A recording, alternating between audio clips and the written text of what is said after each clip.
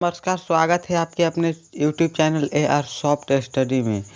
तो देखिए आज का क्लास आप लोग के रहेगा हिस्ट्री यानी कि इतिहास का ऑब्जेक्टिव प्रश्न आप लोग के लिए रहेगा। हिस्ट्री यानी कि इतिहास का ऑब्जेक्टिव प्रश्न इम्पोर्टेंट प्रश्न आप लोग के लिए रहेगा। जिस भी प्रश्न आप लोग को याद नहीं है उसको ज़रूर याद कर लीजिएगा। इम्पोर्टेंट प्रश्न आप लोग हिस्ट्री से लिए आए हैं तो आप लोग ज़रूर याद कर लीजिएगा। चलिए देखते हैं पहले 9 प्रश्न में लिखा है, तालीबंदी में किस प्रसिद्ध संत का जन्म हुआ था? ए ऑप्शन है कबीर का, बी ऑप्शन है रैदास का, सी ऑप्शन है मीरा का, डी ऑप्शन है गुरु नानक का। तो देखिए लिखा गया है मेरा भाई, तलवंडी में किस प्रसिद्ध संत का जन्म हुआ था? तो गुरु नानक जी का जन्म हुआ था मेरा भाई। तो इसका राइट आंसर हो जाएगा डी, गुरु नानक जी का तलवंडी में जन्म हुआ था। तो इसका राइट आंसर हो जाएगा डी। चलिए चलते हैं दोनों प्रश्न पर। दोनों प्रश्न में लिखा है, गौतम बुद्ध की माता का नाम क्या था? ए ऑप्शन है माया देवी, बी ऑप्शन है गौतमी, सी ऑप्शन है प्रियदर्शन, सी ऑप्शन है त्रिशला। तो पूछा गया है मेरे भाई गौतम बुद्ध की माता का नाम क्या था? तो गौतम बुद्ध की माता का नाम था माया देवी। तो इसका राइट आंसर हो जाएगा ए, माया देवी था गौतम बुद्ध की माता का नाम। तो इसका राइट आंसर हो जाएगा ए। चलिए चलते हैं तीसरे 9 प्रश्न पर।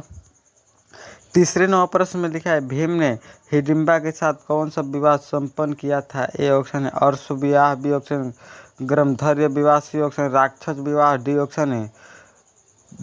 ऑप्शन दुर्भ विवाह। देखिए पूछा गया है मेरे भाई भीम ने हिडिंबा के साथ कौन सा विवाह संपन्न किया था? तो देखिए ग्रमधर्य विवाह संपन्न किया था। तो इसका राइट आंसर हो जाएगा बी।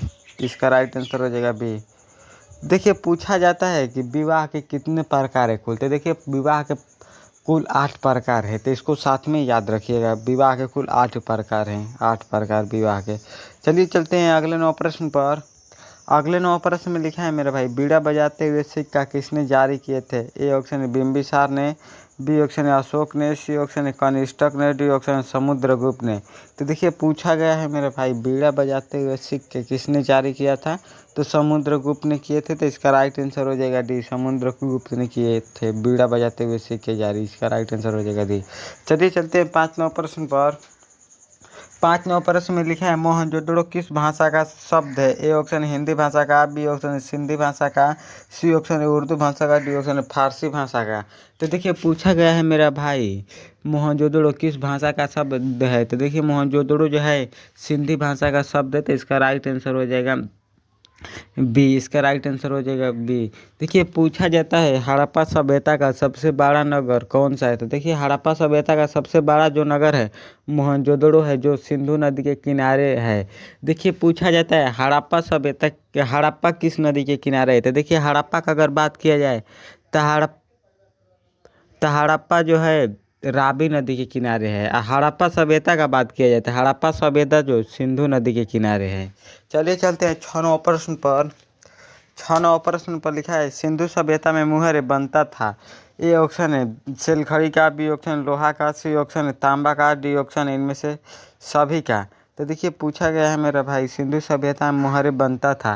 तो देखिए सिंधु सभ्यता में मोहरे जो बनता था सेलखड़ी का बनता था। तो इसका राइट आंसर हो जाएगा ए, सेलखड़ी का बनता था सिंधु सभ्यता में लोहारे।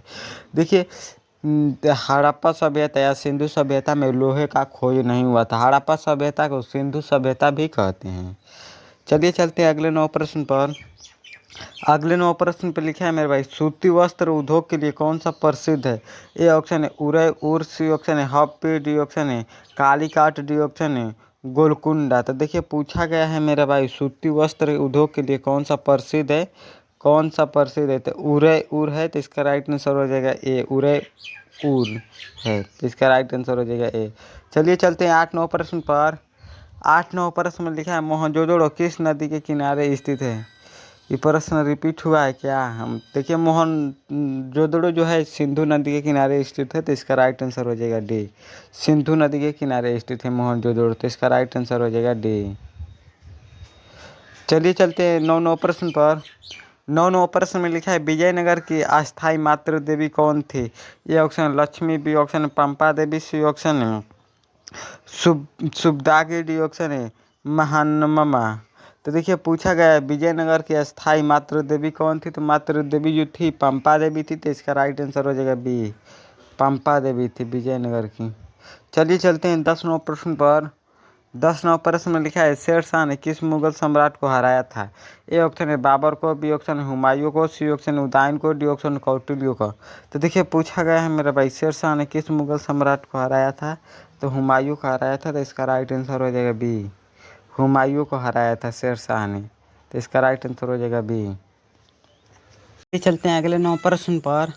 अगले 9 प्रश्न में लिखा है गोपुरम का संबंध है। ए ऑप्शन है मंदिरों से, बी ऑप्शन है व्यापार से, सी ऑप्शन है नगर से, डी ऑप्शन नदी से।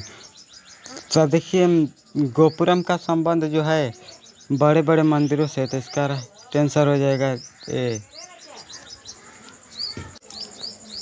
मंदिरों से संबंधित है। तो इसका राइट आंसर हो जाएगा ए, बड़े बड़े मंदिरों से गोपुरम का संबंध। चलिए चलते हैं अगले 9 प्रश्न पर। अगले 9 प्रश्न में लिखा है मुगल काल में सिंचाई का साधन क्या था? ए ऑप्शन तालाब, बी ऑप्शन कुआं, सी ऑप्शन नहर, डी ऑप्शन है इनमें से सभी। तो देखिए पूछा गया है मेरा भाई मुगल काल में सिंचाई का साधन क्या था?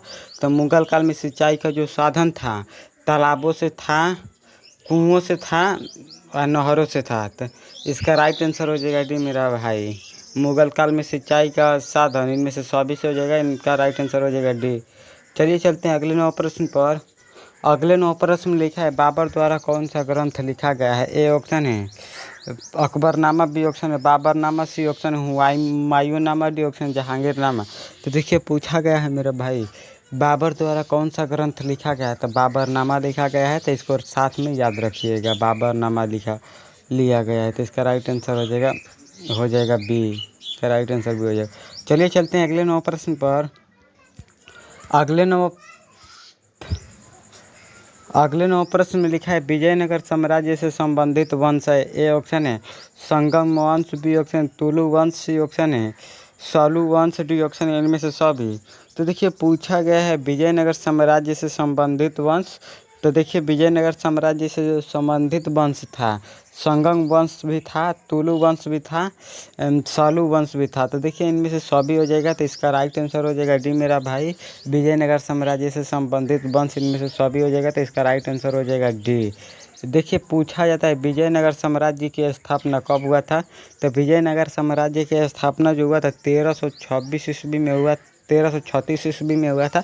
तो इसको साथ में याद रखिएगा, 1336 ईस्वी में हुआ था विजयनगर साम्राज्य की स्थापना। चलिए चलते हैं अगले 9 प्रश्न पर। अगले 9 प्रश्न में लिखा है सुएज नहर व्यापार हेतु कब खोली गई थी?